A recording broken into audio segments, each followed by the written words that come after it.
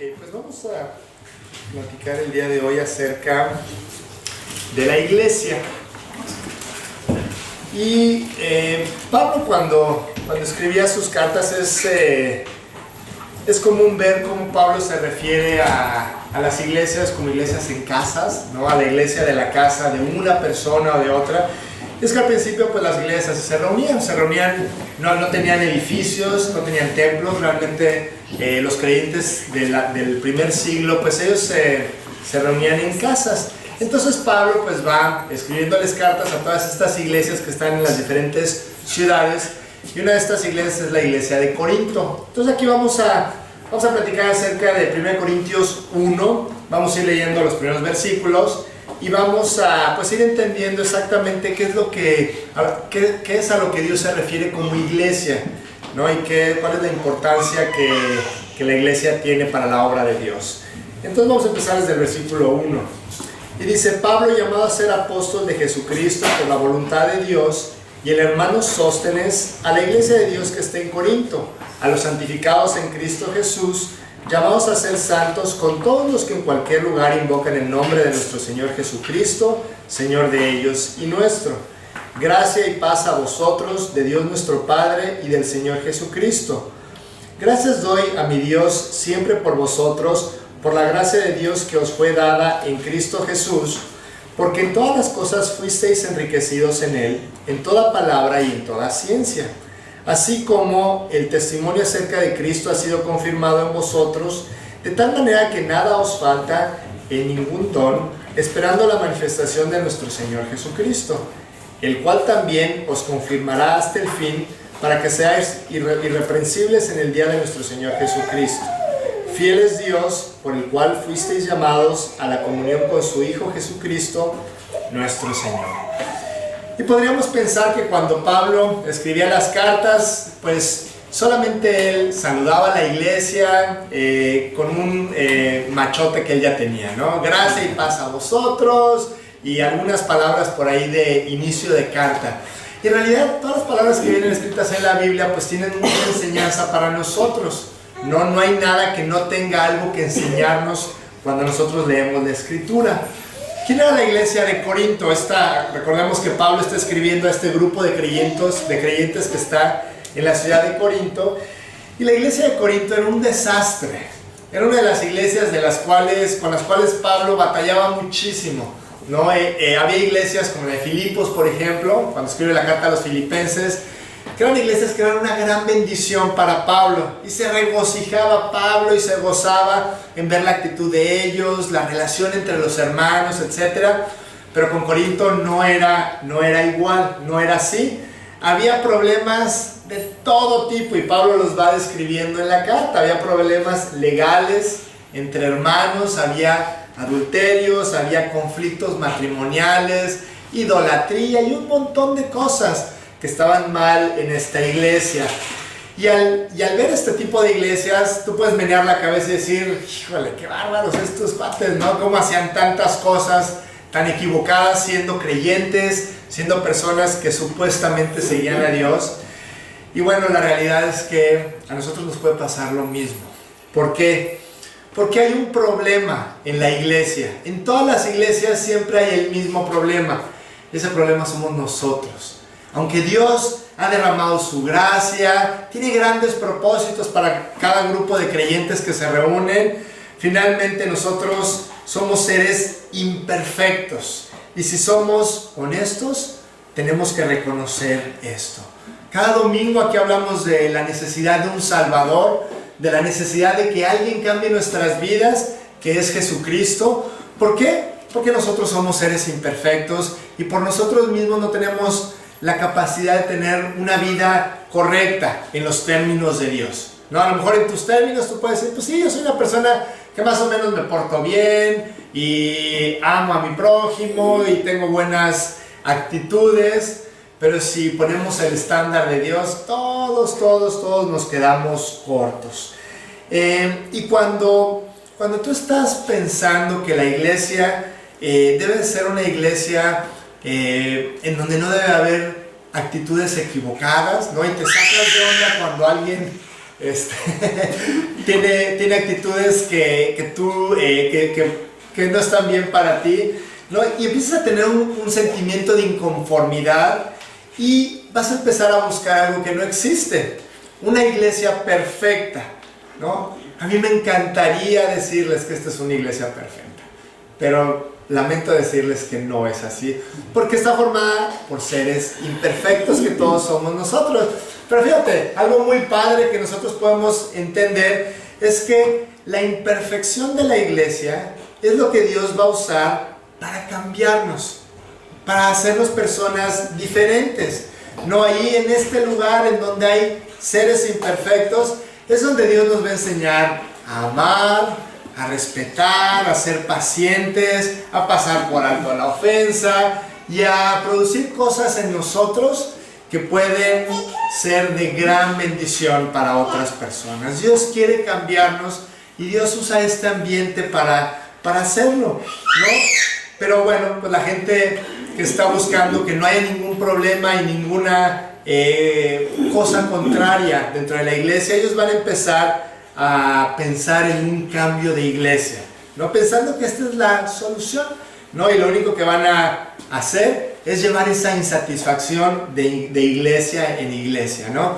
No busques un lugar en donde no haya nada adverso. Más bien, cuando tú formes parte de la iglesia, de esta iglesia que todos formamos parte, realmente lo que tenemos que hacer es cuidar nuestras vidas, no estar viendo al de junto, lo que hace o lo que no hace, las actitudes que tiene, sino que tú y yo debemos estar concentrados en nosotros mismos, ¿no? Y no estar buscando cambiarnos de iglesia. Yo les voy a ser muy honesto, yo no estoy a favor de que la gente esté buscando primero aquí y después se vaya para allá hasta que encuentren así su lugarcito, ¿no? Como cuando vas en el microbús, ¿no? Y de repente hay un huequito por ahí, llegas y ahí medio te acomodas, ¿no? Así andamos buscando iglesia. Y la verdad es que eso no es correcto, ¿no? Yo creo que es correcto si nos cambiamos de iglesia cuando vemos que la doctrina que no se predica es la correcta. Cuando entendemos perfectamente que Dios por alguna razón no nos quiere ahí, pero el hecho de estar solamente buscando algo cómodo o algo que más nos guste de un lugar a otro, yo creo que eso no es correcto, ¿no? Porque la insatisfacción continuará en todos lugares a donde tú vayas. Cada rato yo les digo, oye, Dios tiene un plan para ti, ¿no? En el momento en que Dios entra a vivir a tu vida, Él desarrolla un plan increíble para ti en todos los aspectos, no en quién va a ser los jóvenes, no quién va a ser tu pareja, no, Dios ya tiene una pareja para cada uno de ustedes, ¿no? El trabajo, la ciudad en donde vamos a vivir y todo lo que va a pasar en nuestras vidas, Dios ya lo tiene planeado y sin duda Él tiene una iglesia para nosotros. Dios ha desarrollado un lugar perfecto para ti. Si nosotros el día de hoy estamos aquí, es porque Dios ha planeado que tú en este lugar recibas toda la bendición que Él quiere darte. Entonces, pues Pablo empieza esta carta a los Corintios. En el versículo 9, Él les dice que Dios es fiel, ¿no? Y esto es muy importante, ¿no? El amor a este Dios fiel debe de ser nuestro motor al participar de esta iglesia, ¿no? Cuando tú pierdes de vista la fidelidad de Dios, la iglesia se convierte en algo rutinario, en algo que tenemos que hacer, pues porque somos cristianos, ¿no? Y tenemos que ir a la iglesia porque es la obligación de ir cada domingo, ¿no? Y nos vuelve religiosos. Dios no quiere que seamos religiosos. Dios no quiere que estemos haciendo cosas por obligación, porque hay una lista de puntos que tenemos que cumplir como personas creyentes, ¿no? Sino que Dios lo que realmente quiere hacer es producir en nosotros una convicción profunda y que lo que hagamos sea movido por esa fidelidad que Dios nos tiene, por tratar de corresponder a ese amor y esa fidelidad de Dios hacia nosotros. Pablo, al escribir esta carta un poquito más adelante, nos damos cuenta de que él no tiene mucha esperanza en el material humano que forma esa iglesia, ni ninguna otra. Dice 1 Corintios 1:26, pues mirad, hermanos, vuestra vocación, que no sois muchos sabios según la carne, ni muchos poderosos, ni muchos nobles. Les dice Pablo, oigan, ¿Se acuerdan de lo que eran ustedes antes de llegar a Cristo? ¿No? ¿Cómo eran rebeldes? ¿Cómo eran orgullosos? ¿Cómo eran así y así y así? Bueno, les tengo una noticia. Siguen siendo los mismos. En el fondo son los mismos. Claro que Dios probablemente ha producido cambios en ustedes, ¿no? Sus actitudes ahora son diferentes porque Cristo vive en sus corazones y ustedes han permitido que Él haga cambios, pero en el fondo ustedes son exactamente los mismos. Son un grupo necio, son un grupo débil. Y la verdad, si somos honestos, tenemos que reconocer que nosotros somos así. O sea, en el fondo somos incapaces de formar parte de un grupo que florezca, que crezca, que bendiga a las personas que llegan a Él. En el fondo nosotros somos igual que los corintios. Ojalá que Dios realmente vaya produciendo esos cambios en nosotros. Por eso constantemente decimos, gracias a Dios, oye, te veo muy bien, tu vida es una inspiración para mí. Gracias a Dios, y en realidad es gracias a Dios, no, porque en el fondo nosotros somos igual que ellos. Dios, al formar la iglesia, usa personas débiles, defectuosas, ¿no? Pero que han tomado la decisión de vivir en el poder, en la fuerza y en la gracia de Dios todos los días de su vida, ¿no? Entonces entendemos que todo esto que Pablo está escribiendo, todas las exhortaciones, las escribe basándose en la capacidad de Dios y no en la capacidad de nosotros. Todo lo que podamos alcanzar nosotros en esta vida, que realmente tiene valor, depende de la capacidad de Dios y no de la capacidad de nosotros. ¿Qué tanto nosotros estamos acostumbrados a poner todos nuestros proyectos y todas nuestras cosas en sus manos? De eso depende el éxito de tu vida. No de las capacidades que tú vayas desarrollando. A lo mejor sí puedes ser bueno en ciertas áreas o en ciertas disciplinas, pero realmente lo importante de la vida no es lo que el mundo piensa que es importante, ¿no? Y para esas cosas solamente la gracia de Dios es la que nos va a ayudar a tener éxito. Y bueno, estamos platicando acerca de la iglesia. Y cuando hablamos de esto, vemos que Dios no pensó en vuelos solitarios, ¿no? Sino en formación. Yo estaba leyendo un poquito acerca de las aves, de cómo, no sé si han visto, les ha tocado ver allá por, ¿qué será? Por octubre, noviembre, que de repente empiezan los patos a irse a donde todos quisiéramos irnos, a Florida, ¿no? Empiezan a volar y cómo van, han visto que van así como en formación, en flecha, ¿no? Y entonces yo estaba leyendo un poquito acerca de esto. ¿Cuál es la razón de que ellos hagan esto, ¿no? Y aquí los ingenieros van a entender muy bien este aspecto. Va un pato hasta el frente que el que recibe todo el viento. Él va cortando el viento, ¿no? Y atrás de él pues van todos los demás patos, se van ayudando unos a otros en el vuelo. Y no sé cómo sacaron esta estadística, pero dicen que el 71% que el volar en esta formación mejora pues el vuelo de las aves en un 71%, o lo hace un 71% más fácil, ¿no? Y entonces lo que hacen ellos es que va uno hasta adelante y va por un ratito nada más, de repente se cansa y se va hasta atrás y llega otro, y así se van ayudando entre ellos. Bueno, exactamente es el diseño de Dios para su iglesia. No podemos aislarnos nosotros, ¿no? Como hoy es muy común, por ejemplo, no sé si han escuchado acerca de las escuelas en casa. Donde, ¿sabes qué? Yo no quiero llevar a mi hijo a una escuela por lo que tú quieras y yo lo voy a educar en mi casa. Entonces yo le voy a enseñar y tiene sus libros y todo esto, ¿no? Bueno, hay mucha gente que también tiene su iglesia en casa, y no me refiero a un grupo como este, sino gente que dice, bueno, pues es domingo, prendo la televisión y voy a ver al pastor fulanito de tal, y esa es mi iglesia. Bueno, a lo mejor puede recibir enseñanza, ojalá que toque uno bueno, ¿no? Que predique la Biblia, ¿no? Que es de lo que se trata la iglesia.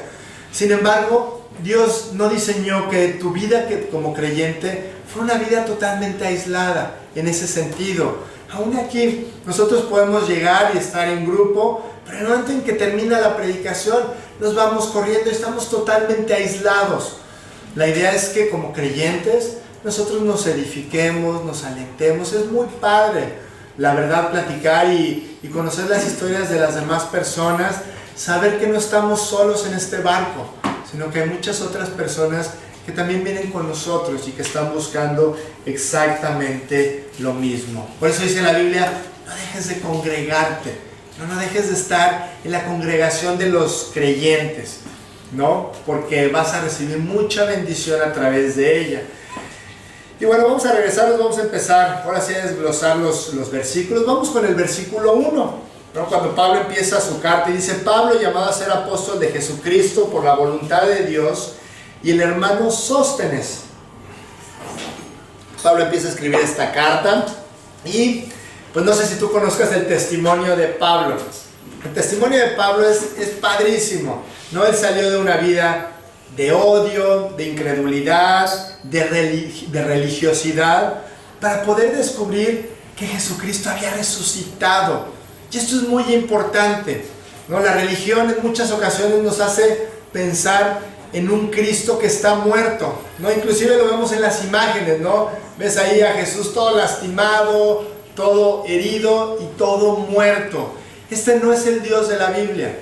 Dios dice que Él está vivo, que Jesucristo resucitó, y fue lo que Pablo encontró en el camino a Damasco.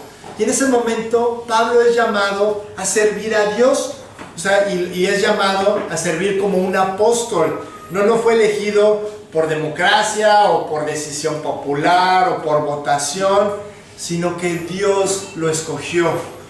Dios lo escogió para servir como apóstol. Este título que era una posición única, ¿no? Para que tú fueras apóstol, tú tenías que haber conocido a Jesucristo.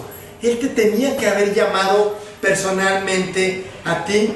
El día de hoy ya no hay apóstoles. No hay muchos lugares en donde se les llama apóstoles a las personas para darles ciertos títulos, pero en realidad solamente hay 12 apóstoles y ya todos se murieron.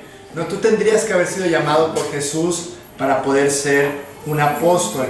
Y estos apóstoles fueron las personas designadas para poner los fundamentos doctrinales de la iglesia, ¿no? La actividad de los apóstoles fue muy importante, ¿no? Dice en el libro de Efesios 2, dice: así que ya no sois extranjeros ni advenedizos, sino conciudadanos de los santos y miembros de la familia de Dios, edificados sobre el fundamento de los apóstoles y profetas, siendo la principal piedra del ángulo Jesucristo mismo.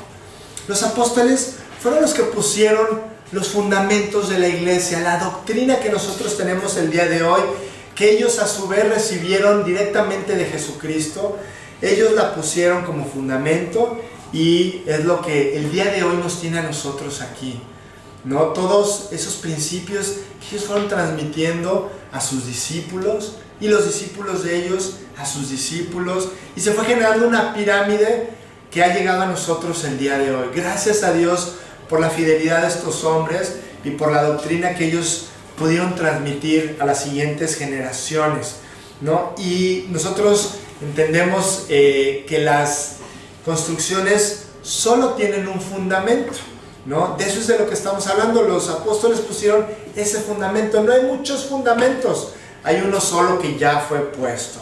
Se menciona a Sóstenes como un hermano, no como un apóstol, no con otro título, sino como un hermano de ellos.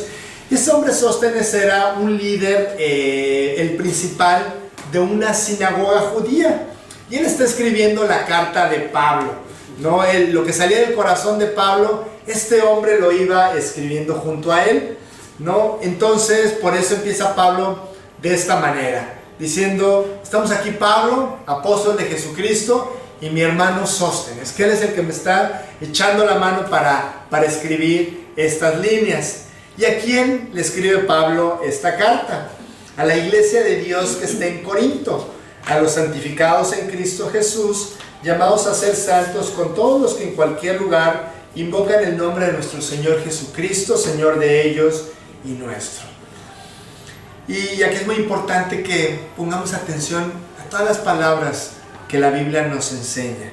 A la iglesia de Dios que está en Corinto. No es la iglesia del pastor Gumersindo, ¿no? No es la iglesia de Santiago, es la iglesia de Dios que está en Corinto, es la iglesia de Dios que está en este lugar. Esto es algo que Dios pensó desde siempre. Desde que Dios creó el mundo, Él pensó en nuestro grupo. Él pensó en lo que iba a hablarnos cada domingo cuando nos reuniéramos en esta casa. Es la iglesia de Dios, ¿no? Una persona, yo aquí, Dios me ha dado la gran oportunidad de compartir esto con ustedes, ¿no? Cada domingo compartir la Biblia, pero Dios es el que escoge, Dios es el que llama, Dios es el que habla, Dios es el que capacita, Dios es el que hace todas las cosas cada domingo aquí. Yo en verdad espero que ustedes entiendan, cada domingo el que habla aquí es Dios. Que ustedes se preparen durante la semana y los domingos temprano y le digan: Dios, habla mi vida. Yo entiendo que tú eres el que va a hablar esta mañana. No venimos a escuchar a una persona hablando de los conocimientos que tiene. Dios nos libre de eso. Realmente venimos a escuchar lo que Dios habla en su palabra. Lo importante de cada domingo es que nosotros abrimos la Biblia y leemos la Biblia y entendemos lo que ahí dice. Entonces, qué importante es que ustedes oren por nuestras reuniones de cada domingo y que vengan con un corazón dispuesto a recibir lo que Dios quiere decirnos. Bueno, otro de los aspectos, también hablando de la iglesia, es que lo que nos hace cristianos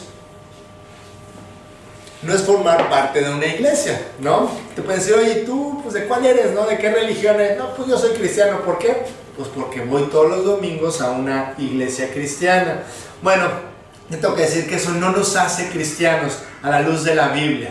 Realmente es a través del nuevo nacimiento como nosotros podemos hacernos cristianos, ¿no? Como podemos, la palabra cristiano significa Cristo en chiquito, ¿no? Es alguien que se quiere parecer a Jesús, no es alguien que forma parte de un grupo cristiano, ¿no? Entonces, cuando nosotros invitamos a Jesús a vivir a nuestro corazón, en ese momento experimentamos el nuevo nacimiento. Lo hemos comentado en otras ocasiones, cuando Jesús está hablando con Nicodemo, ¿no? Y Nicodemo le dice, Nicodemo era un religioso, de una persona que seguía una serie de normas y con eso él pretendía acercarse a Dios. Entonces él llega y aparte le enseñaba a muchas personas, él era un líder religioso, y llega con Jesús y le dice: oye Jesús, pues ¿cómo le hago para llegar al cielo? ¿No? Y Jesucristo le dice: tienes que volver a nacer, Nicodemo. Espiritualmente tú has muerto, porque la paga del pecado es muerte. En el momento en que nosotros pecamos, nos separamos de Dios y morimos espiritualmente. Tú tienes que volver a nacer, Nicodemo. Tú tienes que ir con todo tu corazón delante de Dios y pedirle que entre a tu vida, pedirle que te perdone, que tú reconozcas lo que has hecho mal y cómo tu vida merece un castigo, porque el estándar de Dios es muy alto, Nicodemo. Tú tienes que volver a nacer. Y entonces Nicodemo se convierte. Nicodemo le entrega su vida a Dios y Dios espera que cada uno de nosotros hagamos lo mismo, ¿no? Porque muchas personas podrán ir a una iglesia a la que tú quieras durante toda su vida y abrir los ojos en el infierno. La Biblia dice que Jesucristo a muchas personas les va a decir: nunca os conocí. Oye Jesús, pero yo iba, yo traté y a mí me dijeron eso, a mí me enseñaron, la tradición de la familia, Jesús. Yo iba a este lugar en donde me enseñaron. Y Jesús les va a decir: nunca os conocí. Tú no volviste a nacer. Tú tenías que volver a nacer. Espiritualmente estabas muerto. No se trata de que hagas cosas. Se trata de que reconozcas quién eres y me permitas entrar a tu vida. Como Judas. Judas 3 años, día y noche, estuvo cerquita de Jesús, viéndolo hacer todo lo que él hizo. Pero ¿sabes una cosa? Estar cerca no es suficiente. ¿Cuánta gente no dice: es que yo estoy cerca de Dios? ¿No? Bueno, estar cerca de Dios no es suficiente para ir al cielo. No es suficiente para que Dios cambie tu vida. Él tiene que estar viviendo dentro de tu corazón. Eso es lo necesario. Y Pablo dice a los santificados en Cristo Jesús, llamados a ser santos, con todos los que en cualquier lugar han vuelto a nacer, invocan el nombre de nuestro Señor Jesucristo, ¿no? ¿Quiénes son los santos? Los que ya invitaron a Cristo, ¿no? ¿Y quiénes son los santificados? Los que tienen una vida en santidad. Nosotros somos santos si hemos aceptado a Cristo y estamos llamados a ser santificados, a tener una vida correcta, una vida limpia, una vida que le ponga una sonrisa a Dios. No, un santo no es una persona que está puesta en formol, no, que podamos ir a visitar ahí cuando vamos a algún lugar. No, realmente los santos, dice la Biblia, son los que han invocado el nombre de nuestro Señor Jesucristo, los que lo han aceptado a vivir en sus vidas, ¿no? Entonces, bueno, a Pablo lo llamó Dios como apóstol en su camino a Damasco. Y te voy a decir una cosa, Dios a cada uno de nosotros nos llama, regresando un poquito a esta parte del apostolado de Pablo, ¿no? Pablo, fue increíble su llamamiento, fue muy claro, como para nosotros también lo es. No, solamente es necesario que tú dispongas tu vida para Dios y le digas: Señor, heme aquí, ¿no? Como le dijo Isaías, heme aquí, o como le dijo Samuel, llama porque tu siervo responde, ¿no? Tú dime qué quieres que haga, Dios. Y sabes, Dios te va a llamar a lo que Él tenga para ti, te llama por tu nombre. Primero te llama al arrepentimiento, a través de buscarte a lo largo de tu vida, y después te llama a que tú camines todos los días con Él y Él pueda cumplir su plan en ti. Ahora que estábamos en México, platicábamos acerca de, con algunas personas, acerca de cómo Dios es increíble. Podemos pensar que Dios tiene planes muy grandes para algunas personas, ¿no? Y como que en nuestra mente hay creyentes que a lo mejor tú volteas a ver y dices: no, pues sí, la verdad es que Dios sí tiene muchas cosas para esta persona, ¿no? Pero pues a lo mejor para mí no tanto. Y platicábamos cómo Dios no es un Dios de pequeñeces, que quiere hacer algunas cositas en nosotros. Dios quiere hacer un gran plan en cada persona. Dios tiene planes que nosotros no nos imaginamos, ¿no? Para alcanzar otras personas, para transformar nuestras vidas, para ser de bendición para nuestros hijos, para nuestras esposas o esposos, a nuestros amigos. O sea, realmente los planes de Dios son inimaginables, ¿no? Como con Pablo. O sea, Pablo es un cuate que así era, con una vida súper equivocada, y cómo lo llevó al lugar al que finalmente lo llevó, ¿no? Entonces, bueno, Pablo está escribiendo esta carta con el hermano Sóstenes, y dice que le está escribiendo a la iglesia de Dios que está en Corinto, ¿no? Pero después dice que, bueno, que van a ser llamados a ser santos junto con los que en cualquier lugar invocan el nombre de nuestro Señor Jesucristo.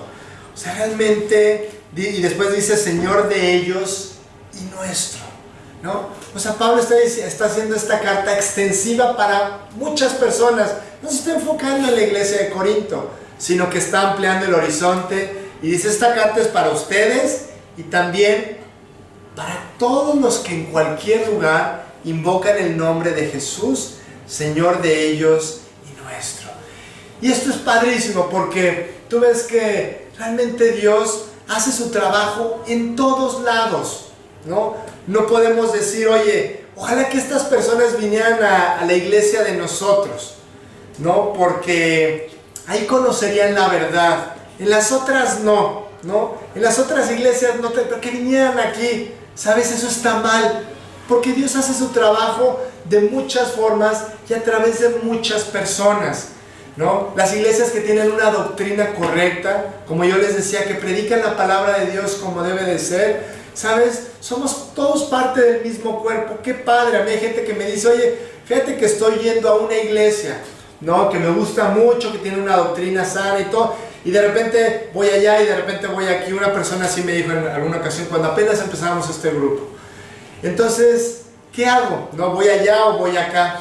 Y yo le dije: mira, yo no soy partidario de que estés yendo a diferentes lugares, ¿no? Quédate en un solo lugar, ¿no? Pídele a Dios que te guíe. al lugar correcto para ti, porque Dios tiene un lugar para ti, ¿no? Y finalmente la persona terminó yéndose a la otra iglesia, ¿no? Gracias a Dios por eso. Me encanta leer, tú la ves ahora, platicas con ella y está encantada de la vida sirviendo a Dios, siguiéndolo.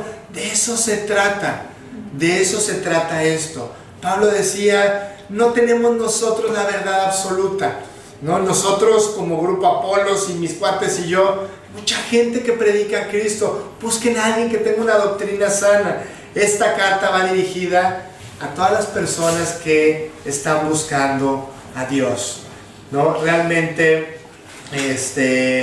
Pablo nos da una lección muy importante. Tenemos que aprender a buscar la verdad. Tenemos que aprender a buscar a Dios a través de su palabra.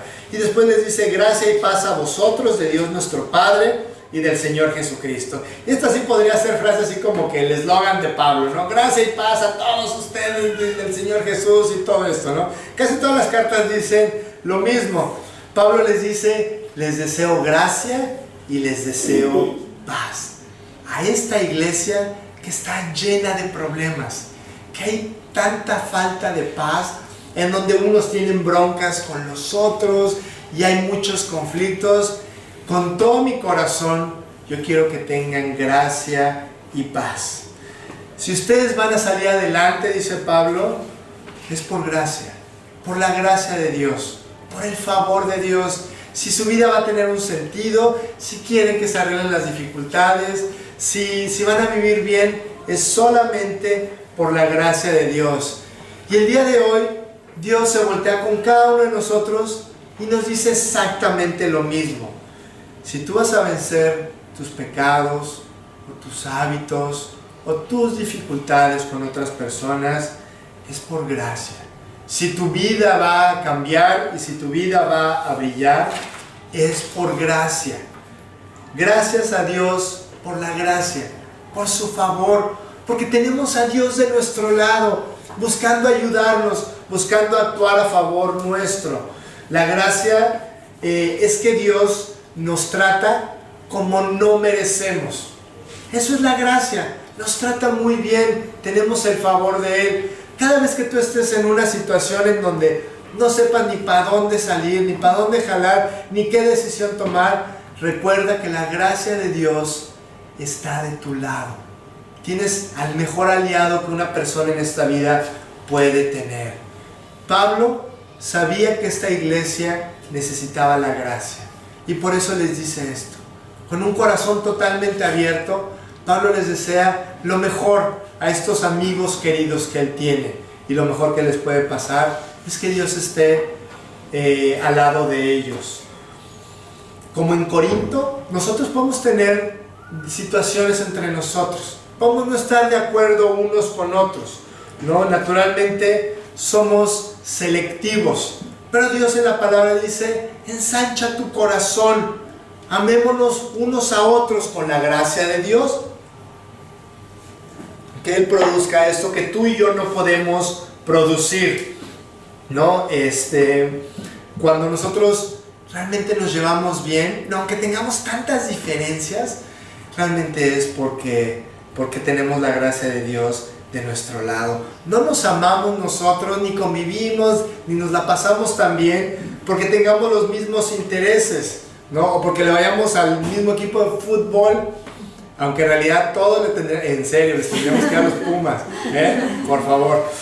O que seamos todos con la misma actividad, o para nada. Eso no es lo que nos une, amigos. Es la gracia de Dios, es Dios en medio de nosotros, y eso debe de ser suficiente para que nuestro compañerismo sea precioso, para que oremos unos por otros, ¿no? Estamos hablando de la iglesia, de un grupo que tiene que ser un grupo muy compacto, y en vez de causar divisiones, tenemos que causar afinidad, tenemos que causar unión entre nosotros. Dios habla mucho en su palabra de la unidad entre los hermanos, ¿no? Oremos unos por otros. ¿Tú conoces lo que los demás están experimentando? Pregúntales si no lo conoces, ¿no? Y de repente nos enteramos de que hoy estoy pasando por esto, échenme la mano a orar y todo. Pero en muchas ocasiones no sabemos qué le está pasando al de junto. Pregúntale, ¿cómo te va? ¿Cómo estás? ¿Qué onda? ¿Por qué quieres que ore? ¿No? Todos tenemos necesidades bien grandes, todos absolutamente, ¿no? Que esto nos sirva para unirnos, ¿no? Para estar en un mismo cuerpo, como dice la Biblia. Hablando de la gracia, uno de los grandes privilegios que un pastor tiene es ver cómo los creyentes van tomando decisiones con la gracia de Dios y cómo su vida va cambiando. Me encanta de repente platicar con algunos y decirle: oye, te ves muy cambiado, te ves diferente, me gusta, me da mucho gusto verte, ¿no? Que esta bronca que traías arrastrando ya quedó atrás y ahorita está súper bien. Tú no te imaginas lo que eso es, ¿no? Y eso es solamente la gracia de Dios. Por eso Pablo está llenando su boca al decir estas palabras: que la gracia sea con todos ustedes, ¿no? Después dice en el versículo en el versículo 5 dice: porque en todas las cosas fuisteis enriquecidos en él, en toda palabra y en toda ciencia. No, bueno, Pablo aquí lo que les está diciendo es que el día que se convirtieron ellos, Cristo entró a vivir a sus vidas a través del Espíritu Santo.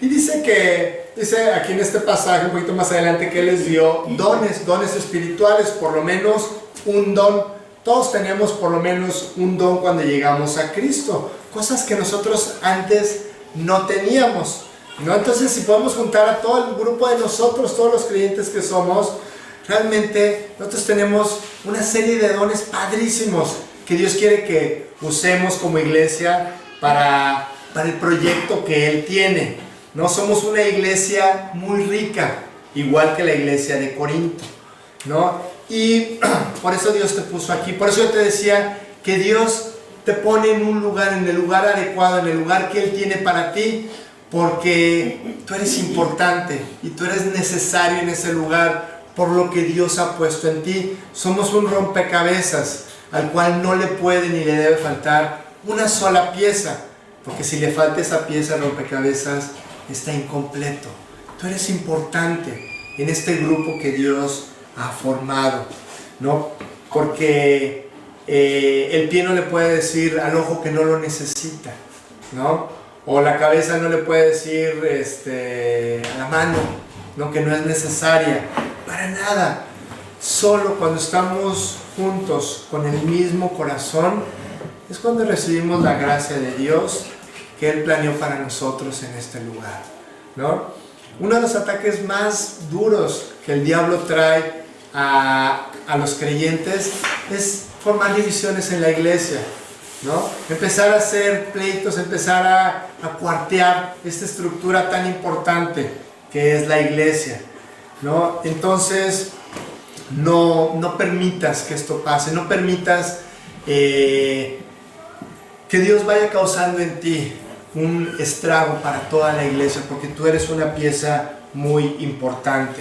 Y entonces aquí menciona que fuimos enriquecidos en Él. O sea, cuando tú encuentras a Dios, tú encuentras el tesoro más grande en esta vida, ¿no? ¿Cuánta gente no hay allá afuera no sabiendo cómo vivir, cómo enfrentar sus retos y sus dificultades, ¿no? Y cuando tú encuentras a Dios, tú te das cuenta de que ahí está todo lo que tú estás buscando. No está ni en las posesiones, ni en el dinero, ni en el éxito, ¿no? Que es en lo que regularmente como seres humanos buscamos la plenitud en la vida. Cuando tú encuentras a Dios, tú te das cuenta de que ahí está todo y que ya no es tan importante si tienes las demás cosas o no. Con Cristo estás lleno, estás satisfecho.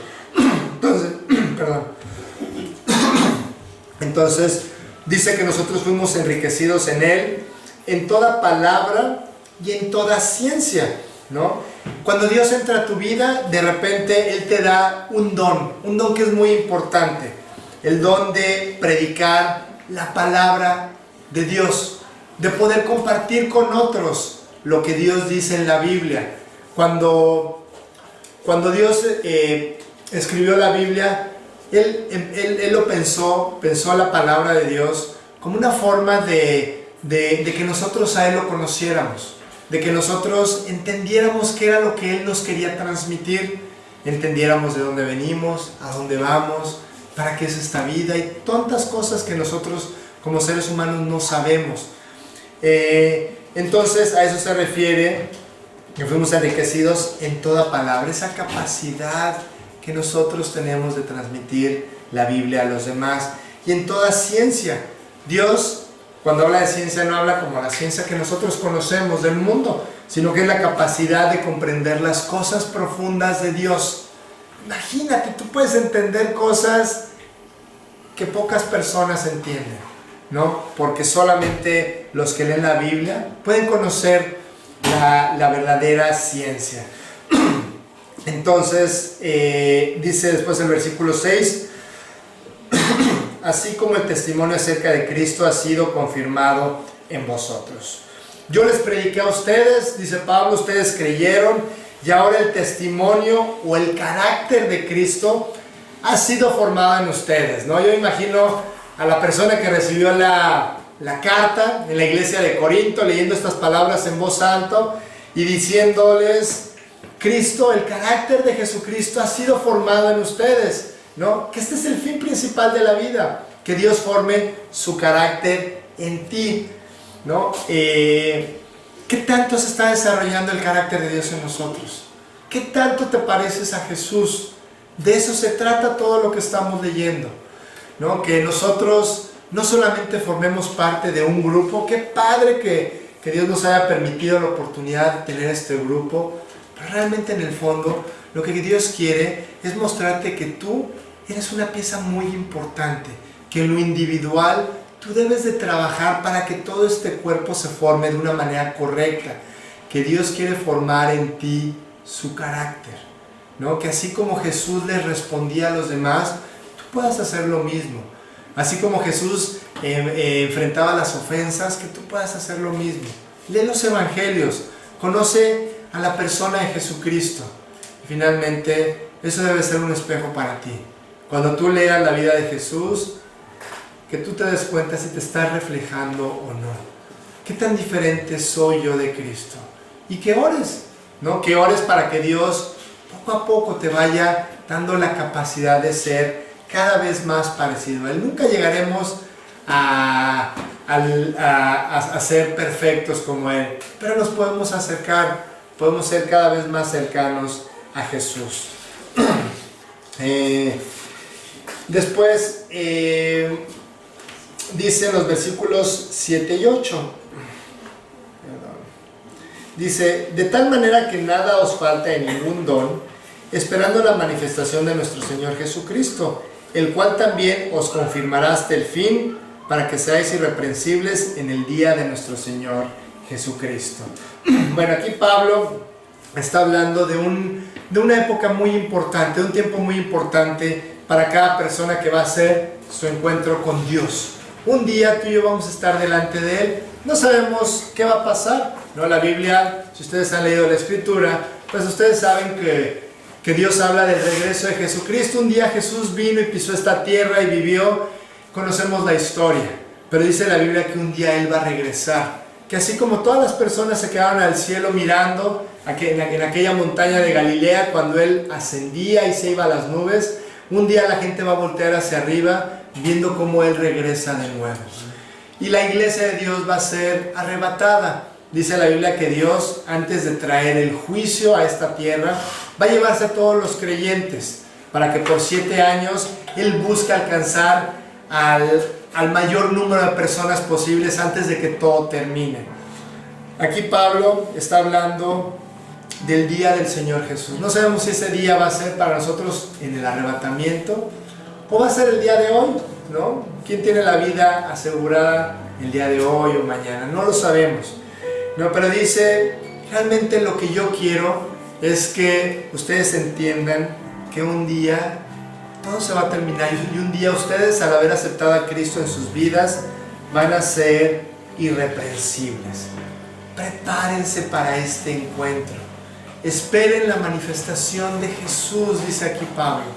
Que esto sea, amigos, lo que nos mueva, lo que nos aliente cada día, porque pues hemos platicado en otras ocasiones, hay veces que es difícil luchar contra nuestra carne, contra el mundo, contra tantas cosas que están en contra de nosotros, pero que nosotros pongamos nuestros ojos hacia la eternidad, sabiendo que nuestro encuentro con Él va a ser pronto, ¿no? En menos de lo que nosotros nos imaginamos vamos a estar delante de Él, ¿no?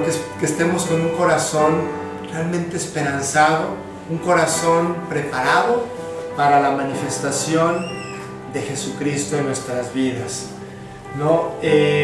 Un pensamiento que llega a la mente de muchas personas cuando hablamos de todos estos temas, de que tenemos que vivir para Dios, de que tenemos que entregarle nuestras vidas, es que llega este pensamiento a muchas personas de que tenemos que esforzarnos, ¿no? Y en nuestras fuerzas dejar de hacer esto y dejar del otro.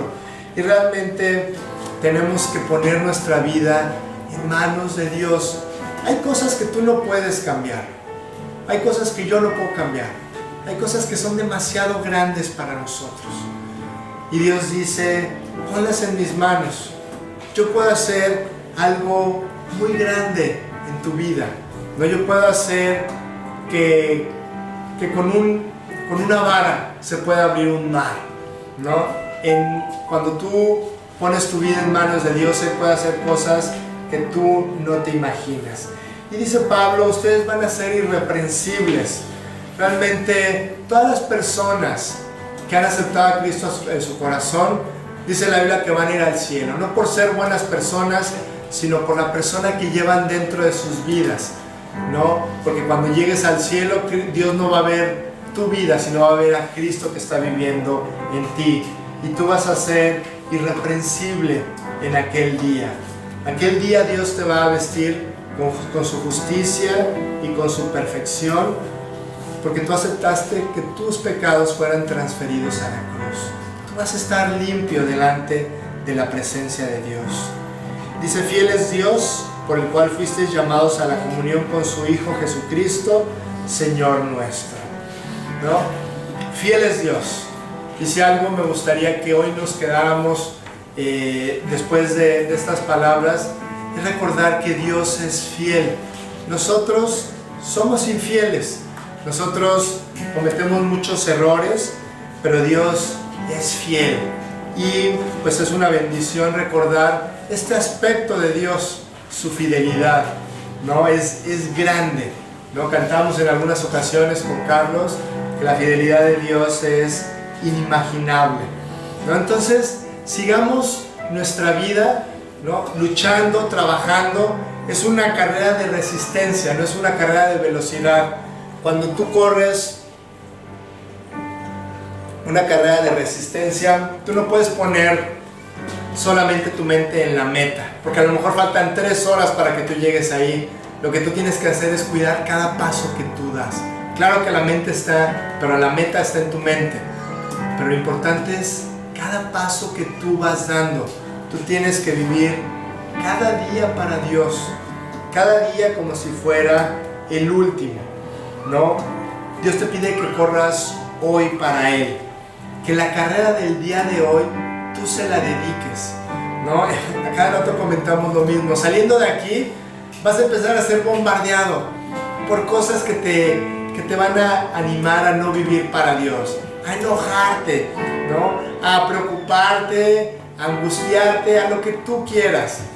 Corre la carrera para Dios el día de hoy, dedícasela. Ya de mañana te preocuparás por la carrera del día de mañana. Ya mañana, dice la Biblia, el día de mañana traerá su propio mal, ¿no? Su propio afán, ¿no? Déjaselo a mañana. ¿No te has dado cuenta? Casi siempre estamos preocupados por el futuro. Oye, ¿qué va a pasar con esto? ¿Y cómo voy a resolver este problema? ¿Y cómo voy a salir adelante de esto? Pero en general, siempre estamos bien el día de hoy, ¿no? Los problemas y las preocupaciones son a futuro. Dios está con nosotros. Dios es fiel. Fiel es Dios, por el cual fuisteis llamados a la comunión con Jesús. ¿Cómo está tu comunión con Jesús? ¿Cómo está tu relación con Él? ¿Cuándo fue la última vez que oraste? ¿Que pasaste un tiempo con Él para platicarle todas las cosas que hay en tu corazón y todas tus necesidades? ¿Cuándo fue la última vez que leíste la Biblia? realmente te sentaste y le dijiste: Dios, háblame a través de tu palabra, quiero conocerte a través de ella. Dice, para terminar, Judas 1:24: y aquel que es poderoso para guardaros sin caída y presentaros sin mancha delante de su gloria con gran alegría. Dios es poderoso para que no caigamos. Dios es poderoso para levantarnos. Dios quiere hacer de esta iglesia algo maravilloso. ¿No se imaginan ustedes, ahora que estábamos en México, cuántas personas nos decían: Dios tiene algo muy grande para ustedes, Dios tiene un proyecto padrísimo para ustedes? Y la verdad es que yo lo creo porque yo conozco a la gente, yo conozco los corazones, yo sé que Dios puede hacer cosas muy padres para todos nosotros, trabajando en equipo, trabajando en esta unidad de la cual hemos estado hablando el día de hoy, ¿no? Unámonos, oremos unos por otros, fortalezcámonos y hagamos que Dios esté muy contento con este grupo que Él ha formado. Acuérdense, a la iglesia de Dios que está en Corinto, a la iglesia de Dios que está aquí. Este es un grupo que no empezó en la mente de una persona, empezó en la mente de Dios desde siempre y tiene cosas muy grandes